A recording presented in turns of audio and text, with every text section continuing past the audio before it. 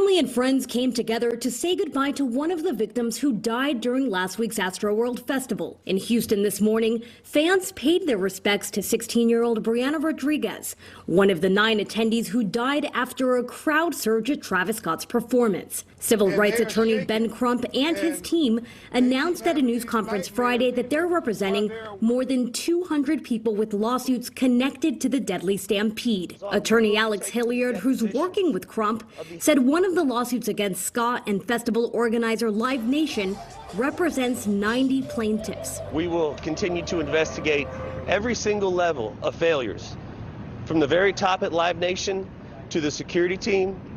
We're not going to leave one stone unturned. As you know, there's a criminal investigation happening, which we intend to comply with.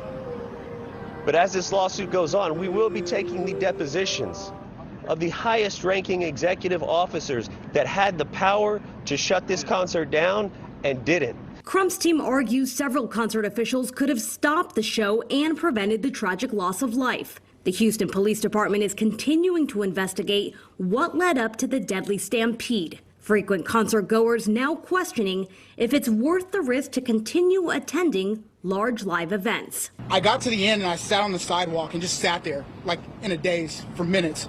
I just remember bodies everywhere, like limp bodies, people pulling bodies out of the crowd. The festival organizer and promoter released a joint statement saying there will be full refunds for all those who bought tickets and a fund established to help with costs for medical expenses.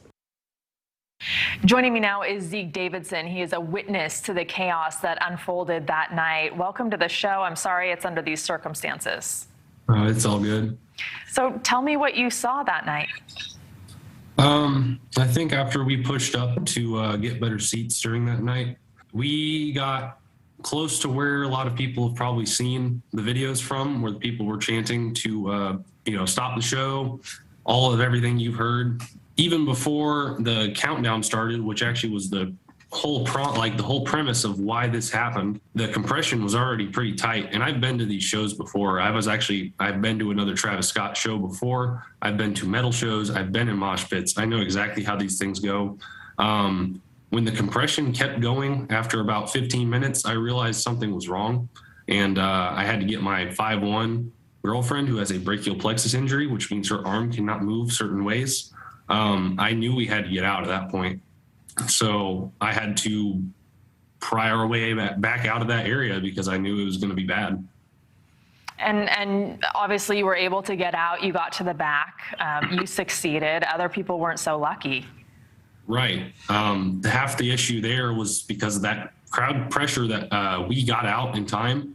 Some people just weren't able to get out. Like I mentioned in my story, I believe I sent to the other news crew.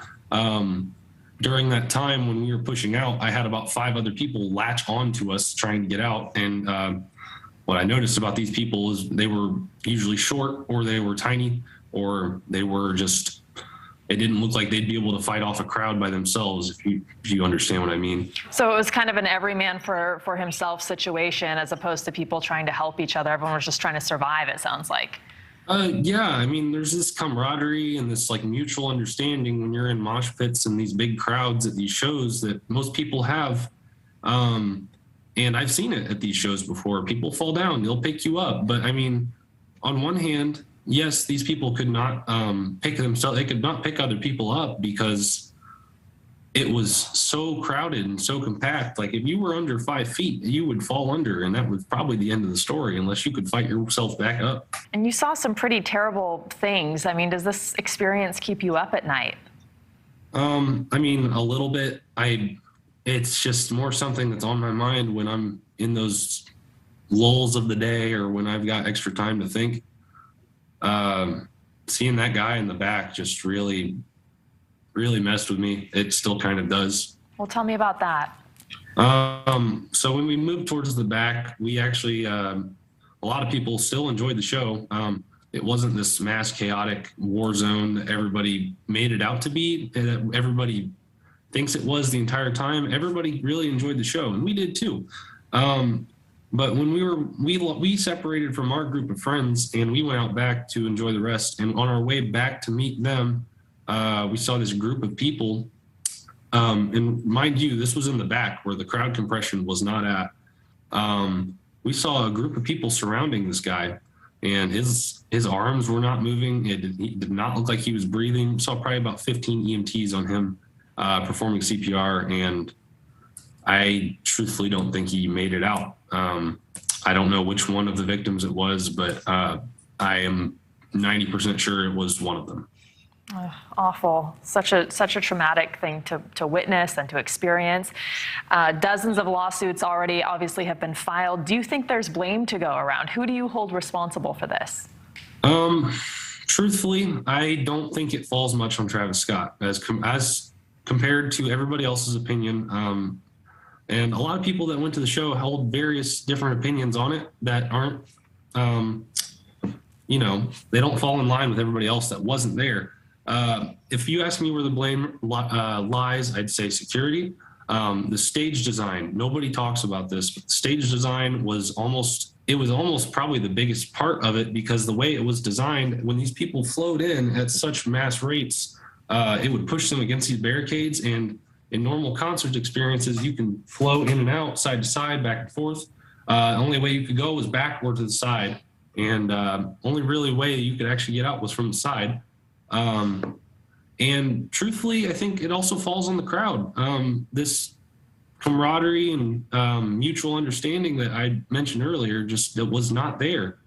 And this is such an awful event and experience you've had. Do you think you'll ever be able to be in a crowd the same way again, or attend a concert the same way without thinking about this and reliving this?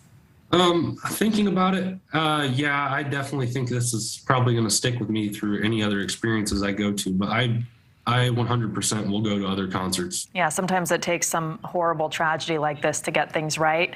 All right, Zeke Davidson, thank you so much. We really appreciate your time tonight. Thank you. Thanks for watching. Click the red subscribe button below so you can get more of NewsNation's fact-driven, unbiased coverage.